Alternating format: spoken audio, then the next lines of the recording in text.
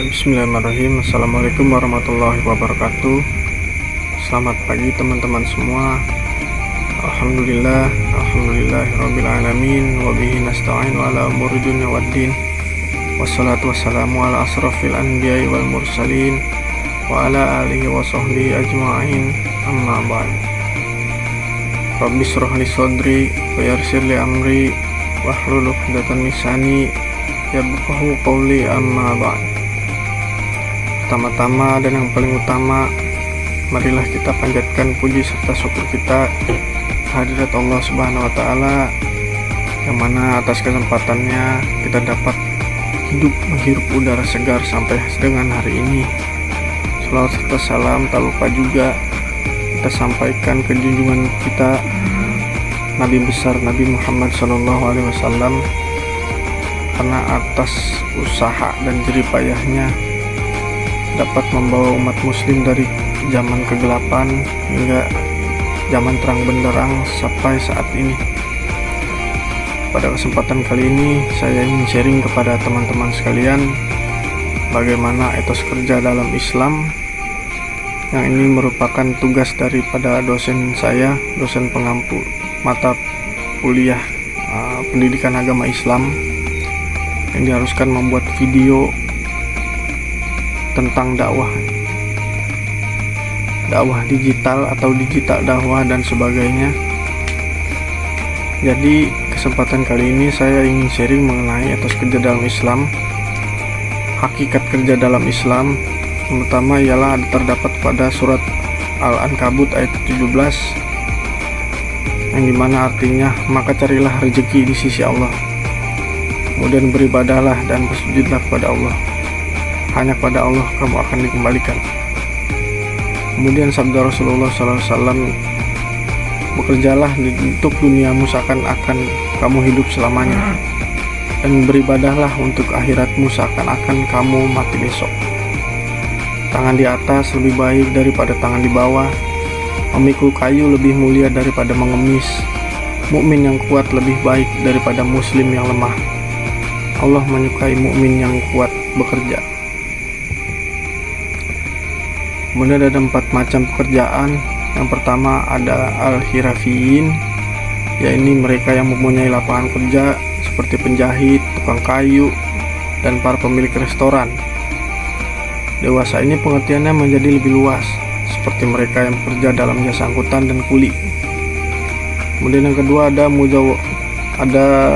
muadzofin, mereka yang secara legal mendapatkan gaji tetap seperti para pegawai dari suatu perusahaan dan pegawai negeri.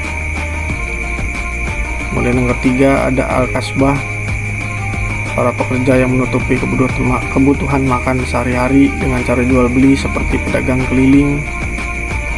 Kemudian yang keempat ada al-muzarri'un, yaitu adalah para petani. Etos kerja berasal dari bahasa Yunani yang berarti sikap, kepribadian, watak, karakter, serta keyakinan atas sesuatu. Sikap ini tidak saja dimiliki oleh individu, tapi juga oleh kelompok bahkan masyarakat. Dalam Al-Quran dikenal kata itqan yang berarti proses pekerjaan yang sungguh-sungguh tentunya, akurat dan sempurna. Tercantum dalam Quran surat An-Naml ayat 88. Etos kerja seorang muslim adalah semangat untuk menepati jalan lurus dalam hal mengambil keputusan pun. Kemudian 4 prinsip etos kerja. Yang pertama adalah bekerja secara halal dari segi jenis pekerjaan sekaligus cara menjalankannya. Yang kedua, bekerja demi menjaga diri supaya tidak menjadi beban bagi hidup orang lain. Sesungguhnya orang yang mau membawa tali atau kapak kemudian mengambil kayu bakar dan memikulnya di atas panggul lebih baik daripada orang yang mengemis kepada orang kaya, diberi atau ditolak. Hadis riwayat Bukhari wal Muslim. Kemudian yang ketiga, bekerja demi mencukupi kebutuhan keluarga. Tidaklah seseorang memperoleh hasil terbaik melebihi yang dihasilkan tangannya, dan tidaklah sesuatu yang dinafkahkan seseorang pada diri, keluarga, anak, dan pembantunya kecuali dihitung sebagai sedekah. Hadis riwayat Ibnu Majah. Dan yang keempat, bekerja untuk meringankan beban hidup tetangga. Islam mendorong kerja keras untuk kebutuhan diri dan keluarga, tapi Islam juga melarang kaum beriman bersikap egois. Islam menganjurkan solidaritas sosial dan mengecam keras sikap tutup mata dan telinga dari jerit tangis lingkungan sekitar. Hendaklah kamu beriman kepada Allah dan Rasul-Nya dan menafkahkan sebagian harta yang Allah telah menjadikanmu berkuasa atasnya. Quran Surat Al-Hadid ayat ke-7. Menjadi muslim berarti wajib kaya. Seorang muslim selain kaya dengan ilmu juga harus kaya dengan harta. Beberapa alasan mengapa seorang muslim harus kaya harta. Yang pertama, dengan kekayaan tubuh akan menjadi tegak. Kedua, peredaran uang adalah indikator dari kesolehan atau keburukan masyarakat. Yang ketiga, banyak perintah syariat yang harus dilakukan dengan menggunakan uang. 2 dari 5 rukun Islam, zakat dan haji harus dilaksanakan dengan menggunakan uang. Harta adalah sesuatu yang dibanggakan oleh manusia karena dengan harta menunjukkan strata sosialnya di masyarakat. Kemudian ini adalah poin kelima, yaitu menuntut ilmu. Kemudian yang keenam, menafkahi keluarga dan mencukupi ahli waris.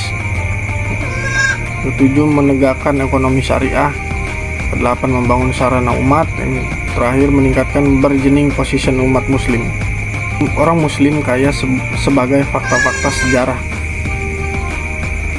Pertama, Nabi menjadi pedagang sejak usia 12 tahun dan menjadi pengusaha selama 25 tahun. Beliau berdagang ke luar negeri setidaknya 18 kali, menjangkau Syria, Yaman, Basra, Irak, Yordania, dan Bahrain. Atau poin 3, Nabi menyerahkan puluhan unta muda untuk mas kawin beliau. Yang keempat, beliau juga memiliki banyak unta perah dan 20 untanya pernah dirampas oleh Uyainah bin Hisn. Yang kelima, beliau memiliki unta pilihan Al-Qaswa dan keledai pilihan untuk memudahkan perjalanan dan perjuangan. Yang keenam, istri kesayangan Nabi SAW, Khadijah, ternyata jauh lebih kaya daripada Nabi SAW. Umar bin Khattab mewariskan 7.000 properti senilai triliunan. Utsman bin Affan mewariskan properti sepanjang Aris dan Khoibah senilai triliunan rupiah.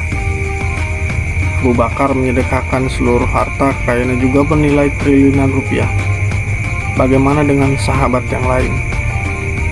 Di antara sahabat Nabi SAW yang dijamin masuk surga ternyata hampir semuanya orang kaya. Salah satunya adalah Abdurrahman bin Auf. Meski beliau sering sedekah besar-besaran, namun beliau masih mewariskan harta senilai triliunan rupiah. Fakta lain juga dapat ditemukan di Indonesia. Misalnya, Islam masuk Indonesia dibawa oleh para pedagang. Mereka adalah orang-orang kaya. Pendiri Nahdlatul Ulama Kiai Haji Hasyim Asy'ari dan Muhammadiyah Kiai Haji Ahmad Dahlan adalah saudagar yang kaya raya. Serikat Dagang Islam yang turut memperjuangkan kemerdekaan negeri ini adalah sekumpulan orang-orang kaya. Kerja keras, kerja cerdas, kerja ikhlas. Kunci kesuksesan dalam bekerja adalah kerja keras, kerja cerdas, dan kerja ikhlas. Apa itu kerja keras? Kerja keras, kita bekerja dengan memaksimalkan seluruh potensi yang kita miliki. Kerja cerdas dimaksudkan agar dalam bekerja setiap musim menggunakan rencana, strategi yang tepat, efektif, dan efisien. Kalau kerja ikhlas dimaksudkan agar setiap muslim bekerja hanya dimaksudkan untuk beribadah semata-mata kepada Allah serta mengabdi kepada kepentingan dakwah dan umat. Jika kerja dalam Islam, Rasulullah SAW bersabda, sesungguhnya Allah mencintai salah seorang di antara kamu yang melakukan pekerjaan dengan itqom atau tekun, rapi, dan teliti. Riwayat Al-Baihaqi maksudnya. Dalam memilih seorang ketika kita akan serahkan tugas, Rasulullah melakukannya dengan selektif. Di antaranya dilihat dari segi keahliannya, keutamaan iman, dan kedalaman ilmunya. Beliau juga senantiasa mengajak mereka agar iqom dalam bekerja. Hal-hal yang penting tentang etika kerja yang harus diperhatikan. Yang pertama adalah adanya keterkaitan individu terhadap Allah. Kesadaran bahwa Allah melihat, mengontrol dalam kondisi apapun, dan akan menghisab seluruh amal perbuatan secara adil kelak di akhirat. Yang kedua, berusaha dengan cara yang halal dalam seluruh jenis pekerjaan. Yang ketiga, dilarang memaksakan seseorang, alat-alat produksi atau binatang dalam bekerja. Semua harus dipekerjakan secara profesional dan wajar. Yang keempat, Islam tidak memperbolehkan pekerja yang mendurhakai Allah, yang ada kaitannya dengan minuman keras, riba, dan hal-hal lain yang bukan Allah Subhanahu wa Ta'ala.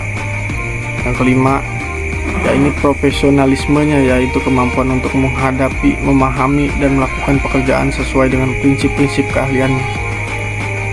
Pekerja tidak cukup hanya memegang teguh sifat amanah, kuat dan kreatif, serta bertakwa, tetapi dia juga mengerti dan benar-benar menguasai pekerjaannya. Mungkin cukup sekian yang dapat saya sharing pada teman-teman sekalian. Kurang lebihnya mohon maaf. Billahi taufiq wal hidayah. Wassalamualaikum warahmatullahi wabarakatuh.